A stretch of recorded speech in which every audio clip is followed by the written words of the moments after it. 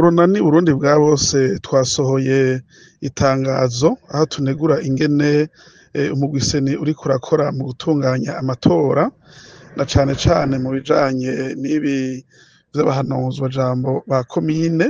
Twerekanye yuko kuva mu ntango umugwi seni mu gushiraho ikirangamisi wasa n'uwagomba kuburagiza imigambwe yifuza gushiraho inani z'amatora, ariko naho biruko tukaba twarashoboye gushiraho urwo runani. Dutangazwa kandi n'ingene umugwi seni wafuse intonde zose zo mu nama mpuzwajambo z'amakomine twari twatanze, harimwo n'izemewe n'imigwi y'amatora mu ntara sepi.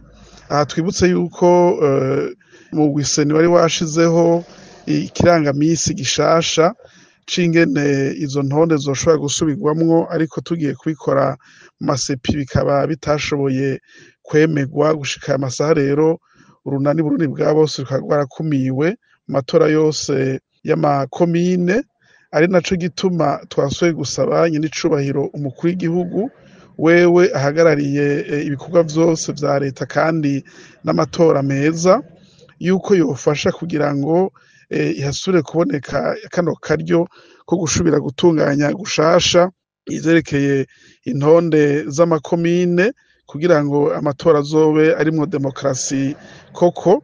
Twasavye kandi umugwi seni, hamwe kumbure wobona yuko bigoye udashobora gukora wigenga ngo ukorere abarundi bose, n'imiburiburi wopfuma utanga imihoho kugira ngo haze uwundi mugwi ushobora gukorera abarundi bose. Dusaba kandi abarundi ko tubafata nk'ivyabona ibiriko biraba, hama tukabasaba yuko boguma bafatanye mu nda mu kurindira intumbero shasha tuzobaha, tubonye ivyo bamwe n'abandi bazokora babonye kano kamo duhejeje kubatera.